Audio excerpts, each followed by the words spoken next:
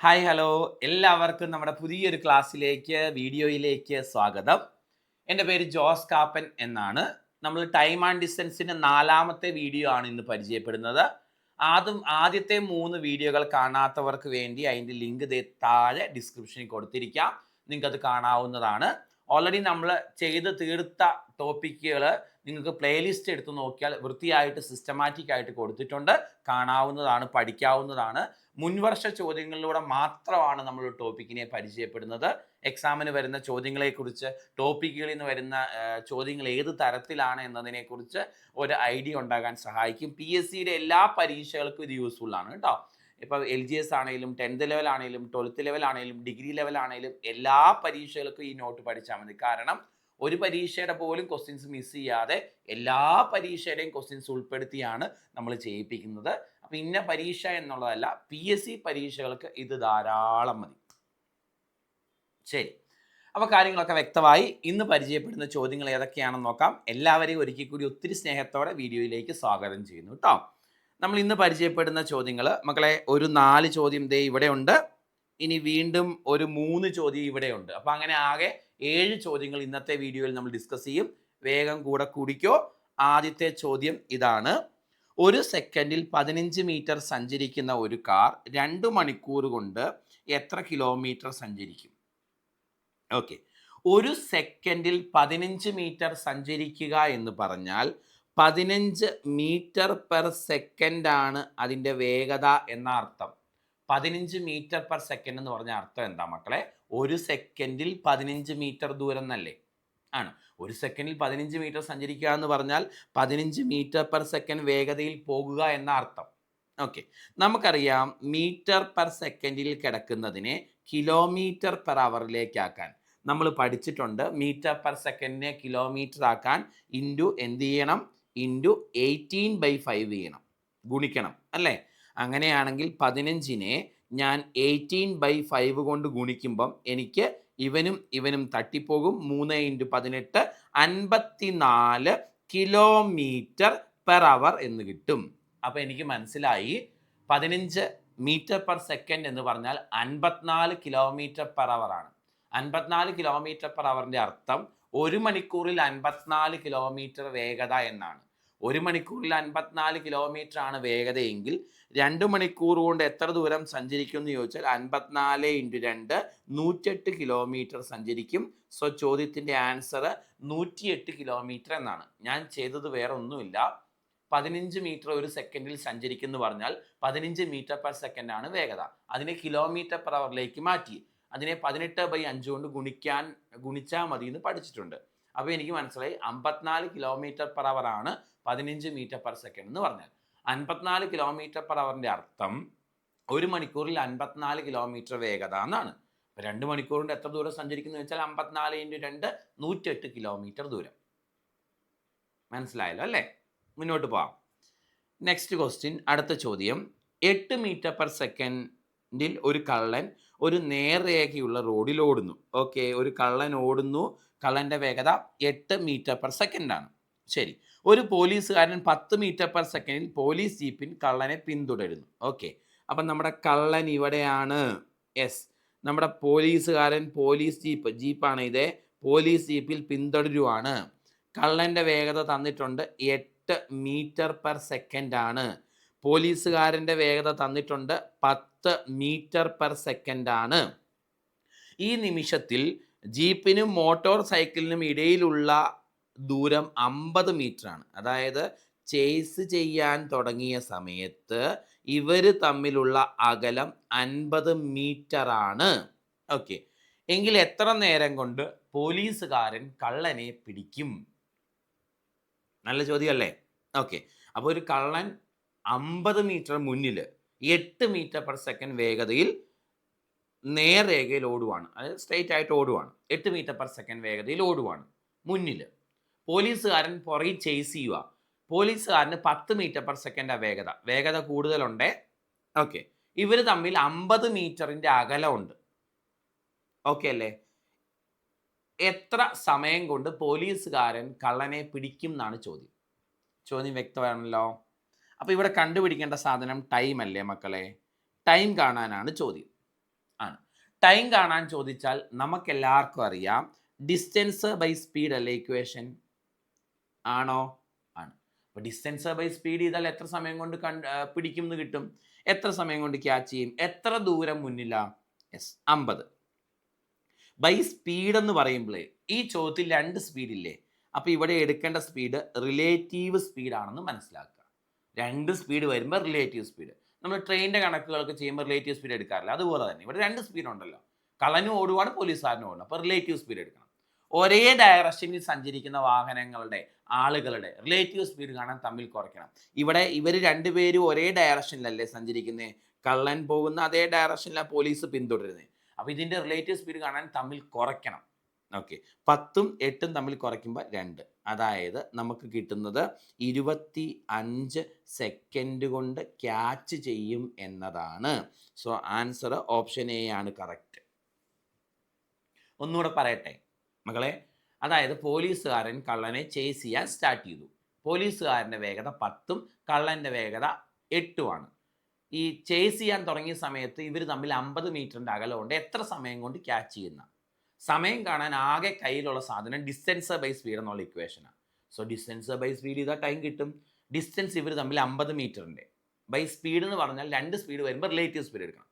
Average speed അല്ല, relative speed. Average speed എടുക്കുന്നത് ഇപ്പോൾ എപ്പോഴും ഒരാളുടെ കാര്യത്തിലല്ലേ, ഒരാൾ ഒരു സ്ഥലത്തേക്ക് പല വേഗതകളിൽ പോയി അയാളുടെ ആവറേജ് സ്പീഡ് എടുക്കണം. ഇത് 2 ആളുകൾ 2 വേഗതയാണ്, ഇങ്ങനെ വരുമ്പോൾ റിലേറ്റീവ് സ്പീഡ് എടുക്കണ്ടേ. ഒരേ ഡയറക്ഷനിൽ സഞ്ചരിക്കുന്ന വാഹനങ്ങളുടെ റിലേറ്റീവ് സ്പീഡ് കാണാൻ തമ്മിൽ കുറയ്ക്കണം, ഓപ്പോസിറ്റ് ഡയറക്ഷനിൽ സഞ്ചരിക്കുന്ന വാഹനങ്ങളുടെ റിലേറ്റീവ് സ്പീഡ് കാണാൻ തമ്മിൽ കൂട്ടണം. റെഡിയാണല്ലോ? ആണ്. അപ്പോൾ ഇവിടെ 50/2 ആൻസർ 25 സെക്കൻഡ് എന്ന് കിട്ടും. കാരണം ഡിസ്റ്റൻസ് മീറ്ററിലാണ് എടുത്തേ, സ്പീഡ് നമ്മൾ മീറ്റർ പെർ സെക്കൻഡിലാണ് എടുത്തേ, അപ്പോൾ കിട്ടുന്ന ടൈം സെക്കൻഡിലായിരിക്കും. 25 സെക്കൻഡ് കൊണ്ട് ക്യാച്ച് ചെയ്യും. ശരി, മുന്നോട്ട് പോവാം. അടുത്ത ചോദ്യം, if a car moves along a straight line from A to B, എയിൽ നിന്ന് ബിയിലേക്ക് ഒരു കാർ മൂവ് ചെയ്യുന്നു with a speed of 60 km/h, 60 km/h വേഗതയിലാണ് സഞ്ചരിക്കുന്നത്. And return back to A with a speed of 40 km/h, അല്ലേ, തിരിച്ച് 40 km/h വേഗതയിൽ വന്നു. അപ്പോൾ 60 km/h വേഗതയിൽ പോയിട്ട് 40 km വേഗതയിൽ തിരിച്ചു വന്നു. എന്നിട്ട് ചോദിച്ചേക്കുന്നത് ആവറേജ് സ്പീഡ് എത്രയാണെന്ന്. നമുക്കറിയാം ആവറേജ് സ്പീഡ് കാണാൻ 2 തുല്യ ദൂരങ്ങൾ വ്യത്യസ്ത വേഗതകളിൽ സഞ്ചരിക്കുമ്പം, അല്ലെങ്കിൽ ഒരു സ്ഥലത്ത് പോയി തിരിച്ചു വന്നു എന്ന് പറയുമ്പം ആവറേജ് സ്പീഡ് കാണാൻ equation 2s1 s2 divided by s1 plus s2 ആണെന്ന് പഠിച്ചിട്ടുണ്ട്, ആണോ മക്കളെ? സോ 2 ഇൻറ്റു s1 എത്രയാ? 60. s2 എത്രയാ? 40. s1 പ്ലസ് s2 എത്രയാ? 100. ഓക്കെ, അപ്പം ദേ ഇത് വെട്ടിപ്പോയി, ഇതും വെട്ടിപ്പോയി. ക്ലിയർ ആണല്ലോ? എത്ര കിട്ടും? 48 km/h എന്ന് കിട്ടും. 48 km/h, 48 km/h എന്ന് കിട്ടും. ചെയ്തത് വ്യക്തമാണോ? നല്ല ക്ലിയർ ആണോ? ആണ്. ശരി, എങ്കിൽ അടുത്ത ചോദ്യത്തിലേക്ക് വരാം. നമ്മുടെ നെക്സ്റ്റ് ക്വസ്റ്റ്യൻ, പര്യടനത്തിൽ ഇരിക്കുന്ന ഒരാൾ മണിക്കൂറിൽ 60 കിലോമീറ്റർ വേഗതയിൽ 160 കിലോമീറ്റർ സഞ്ചരിക്കുന്നു. ഓക്കെ, അപ്പോൾ അയാൾ 160 കിലോമീറ്റർ ദൂരം 64 km/h വേഗതയിൽ സഞ്ചരിക്കുന്നു. 80 കിലോമീറ്റർ സഞ്ചരിക്കുന്നു. അടുത്ത 160 കിലോമീറ്റർ മണിക്കൂറിൽ 80 കിലോമീറ്റർ വേഗതയിൽ സഞ്ചരിക്കുന്നു. അടുത്ത 160 കിലോമീറ്റർ, അടുത്ത 160 കിലോമീറ്റർ മണിക്കൂറിൽ 80 കിലോമീറ്റർ വേഗതയിൽ, അതായത് 80 km/h വേഗതയിൽ സഞ്ചരിക്കുന്നു. എങ്കിൽ അയാളുടെ ആവറേജ് സ്പീഡ് എത്ര എന്നാണ് ഇനി ചോദ്യം. ചോദ്യം ഒന്നുകൂടെ വായിക്കാം. പര്യടനത്തിലിരിക്കുന്ന ഒരാൾ മണിക്കൂറിൽ 64 കിലോമീറ്റർ വേഗതയിൽ 160 കിലോമീറ്റർ സഞ്ചരിക്കുന്നു. അടുത്ത 160 കിലോമീറ്റർ മണിക്കൂറിൽ 80 കിലോമീറ്റർ വേഗതയിൽ സഞ്ചരിക്കുന്നു. എങ്കിൽ ആദ്യം 320 കിലോമീറ്റർ ടൂറിൻ്റെ ശരാശരി വേഗത എത്ര? മക്കളെ, ചോദ്യം വ്യക്തമല്ലേ? അതായത് ആദ്യത്തെ 160 കിലോമീറ്റർ 64 കിലോമീറ്റർ വേഗതയിൽ പോകുന്നു, അടുത്ത 160 കിലോമീറ്റർ 80 km/h വേഗതയിൽ പോകുന്നു. അയാളുടെ ആവറേജ് സ്പീഡ്. ഇത് 2 തുല്യ ദൂരങ്ങൾ വ്യത്യസ്ത വേഗതകളിൽ സഞ്ചരിക്കുന്ന സാഹചര്യമല്ലേ. ഇവിടെ ആവറേജ് സ്പീഡ് കാണാനുള്ള ഇക്വേഷൻ എന്താ? 2s1 s2 divided by s1 plus s2 എന്നുള്ളതല്ലേ, ആണോ? യെസ്. അപ്പോൾ 2 ഇൻറ്റു S1 എത്രയാ 64, S2 എത്രയാ 80, S1 പ്ലസ് S2 എത്രയാ മക്കളെ 80ഉം 64ഉം കൂട്ടുമ്പോൾ 144. വെട്ടി ചെറുതാക്കുമ്പോൾ എത്ര കിട്ടും നോക്കിക്കേ. ഇതും കൂടെ വെട്ടിക്കളയാം, 7 2 അല്ലേ, ഇതും കൂടെ 8 വെച്ച് വെട്ടിക്കളയാം. ഇത് 10 തവണ, ഇത് 9 തവണ, ശരിയല്ലേ? ഓക്കെ, ഇത് 64. ഓക്കെ, 10 തവണ 9 തവണ. ഓക്കെ, വീണ്ടും നമുക്ക് ഇത് 3 വെച്ച് വെട്ടിക്കളയാം, 3 തവണ. ഇത് 3 വെച്ച് വെട്ടിക്കളയുമ്പം 64നെ 3 വെച്ച് നമുക്ക് വെട്ടാൻ പറ്റില്ല അല്ലേ? അപ്പം നമുക്ക് ഓക്കെ 640/9 എന്ന് കിട്ടും. 640/9 എന്ന് കിട്ടും അല്ലേ? 640/9 സോൾവ് ചെയ്യുമ്പോൾ എത്ര കിട്ടും മക്കളെ? 640/9 സോൾവ് ചെയ്യുമ്പോൾ അത് ആൻസർ 71 പോയിൻറ്റ് സംതിങ് എന്ന് കിട്ടും. ഹരിച്ച് നോക്കിയാൽ മതി, ആൻസർ 71 പോയിൻറ്റ് സംതിങ് എന്നാണ് കിട്ടുന്നത്. ആൻസർ ഓപ്ഷൻ സി ആണ് കറക്റ്റ്. ഓക്കെ, ഒന്നുകൂടെ പറയാം. ഒന്നുമില്ല മക്കളെ, ആവറേജ് സ്പീഡ് കാണാനല്ലേ. രണ്ട് തുല്യ ദൂരങ്ങൾ വ്യത്യസ്ത വേഗതകളിൽ സഞ്ചരിക്കുന്ന സാഹചര്യം അല്ലേ 2s1 s2/s1 + s2. 2 into S1 എന്ന് പറഞ്ഞാൽ 64, S2 എന്ന് പറഞ്ഞാൽ 80, S1 + S2 എന്ന് പറഞ്ഞാൽ 80ഉം 64ഉം കൂട്ടുമ്പോൾ 144. ഞാൻ ഈ 2ഉം 144 കൂടെ വെട്ടിക്കളഞ്ഞു, 72 എന്ന് കിട്ടി. ഈ 72ഉം 80ഉം 8 വെച്ച് വെട്ടി, ഇത് 10 തവണ, ഇത് 9 തവണ. ഇനി വെട്ടിപ്പോകുന്ന ഒന്നുമില്ല.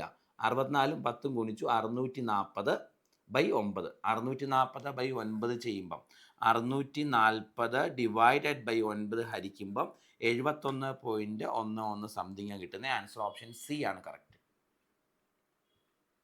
ശരി, അടുത്ത ചോദ്യത്തിലേക്ക് വരാം. നമ്മുടെ നെക്സ്റ്റ് ക്വസ്റ്റ്യൻ, അടുത്ത ചോദ്യം.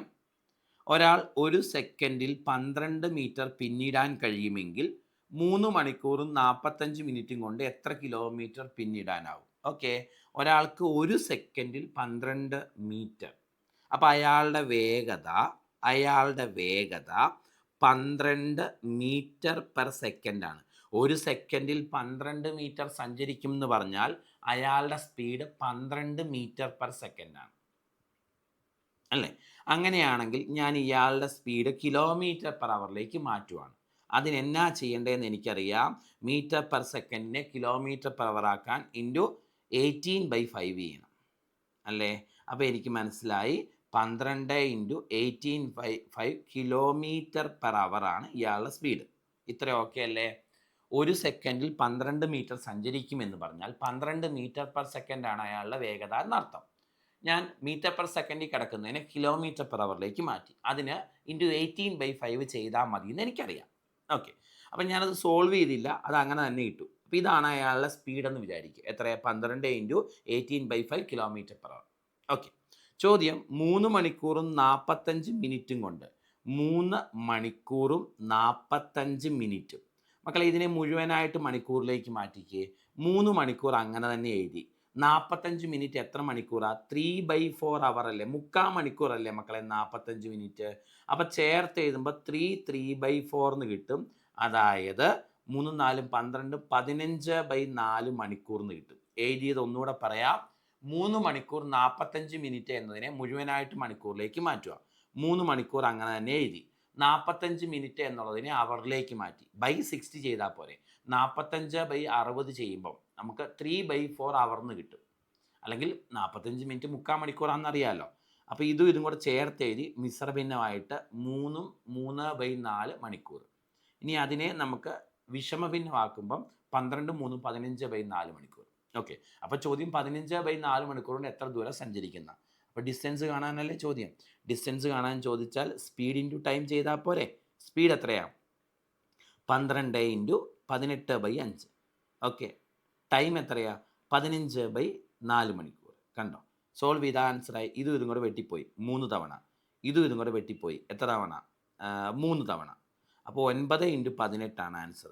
9 ഇൻറ്റു 18 എത്ര കിട്ടും ആൻസർ? 9 ഇൻറ്റു 18 നമുക്ക് 162 കിലോമീറ്റർ എന്ന് കിട്ടും. ആൻസർ ഓപ്ഷൻ സി ആണ് കറക്റ്റ്. കാൽക്കുലേഷൻ കുറച്ച് ബുദ്ധിമുട്ടാക്കാൻ വേണ്ടി ഇങ്ങനെ തന്നേ ഉള്ളൂ. ഡിസ്റ്റൻസ് കാണാനാണ് ആക്ച്വലി ചോദ്യം അല്ലേ? ഇവിടെ സ്പീഡ് 12 മീറ്റർ പെർ സെക്കൻഡ് എന്നാണ് അല്ലേ? ഇവിടെ ഉത്തരം എല്ലാം കിലോമീറ്ററിലല്ലേ കണ്ടുപിടിക്കണ്ടേ? അപ്പോൾ സ്പീഡിനെ ഞാൻ കിലോമീറ്റർ പെർ അവറിലേക്ക് ആക്കി. അതല്ലേ ചേരുന്ന യൂണിറ്റ്. ഉത്തരം കിലോമീറ്റർ കിട്ടാൻ സ്പീഡ് കിലോമീറ്റർ പെർ അവർ എടുക്കണ്ടേ?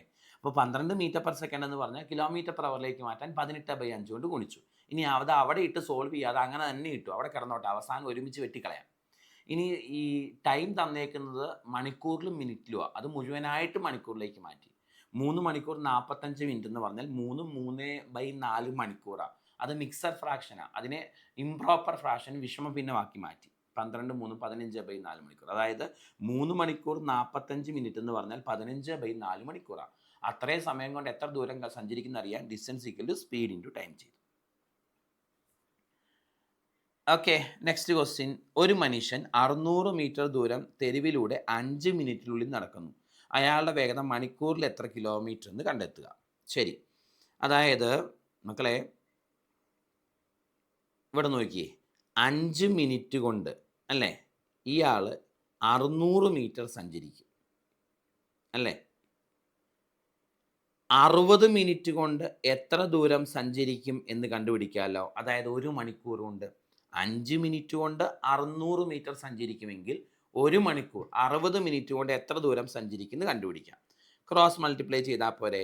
60 × 600 ഡിവൈഡഡ് ബൈ 5 അല്ലേ. ശരി, ഇതും കൊണ്ട് വെട്ടിക്കളയാം. 12 × 600 12 × 6 72 ആണ്. 72 2 0 ഇത്രയും മീറ്റർ സഞ്ചരിക്കും. ശരിയല്ലേ? 7200 മീറ്ററാണ് സഞ്ചരിക്കുന്നത്. ഓപ്ഷൻസ് എല്ലാം കിലോമീറ്ററിലാണ്, കാരണം എത്ര കിലോമീറ്റർ സഞ്ചരിക്കുന്ന അറിയുന്നത്. മീറ്ററിൽ കിട്ടിയതിനെ കിലോമീറ്ററിലേക്ക് ആക്കാൻ ബൈ 1000 ചെയ്യണം. സോ ആൻസർ 7.2 കിലോമീറ്റർ സഞ്ചരിക്കും. 7.2 കിലോമീറ്റർ. ഓപ്ഷൻ സി ആണ് കറക്റ്റ്. ഒന്നുകൂടെ പറയാം. ഒരു മനുഷ്യൻ 600 മീറ്റർ ദൂരം തെരുവിലൂടെ 5 മിനിറ്റ് കൊണ്ട് സഞ്ചരിക്കും. 5 മിനിറ്റ് കൊണ്ട് 600 മീറ്റർ സഞ്ചരിക്കുന്നയാളാണ്.